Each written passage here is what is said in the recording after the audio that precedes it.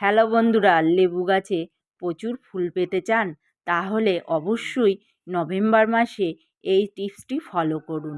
লেবু গাছে পানিটা অবশ্যই ঠিকঠাক নিয়মিত দেবেন, যেন উপরের লেয়ারটা শুকিয়ে যায়। 2 থেকে 3 দিন পরে অবশ্যই আপনারা গাছে পানি দেবেন।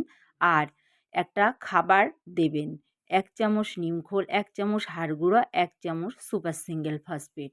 হাড় গুঁড়ো না থাকলে তার পরিবর্তে আপনারা দেবেন ডিমের খোসা।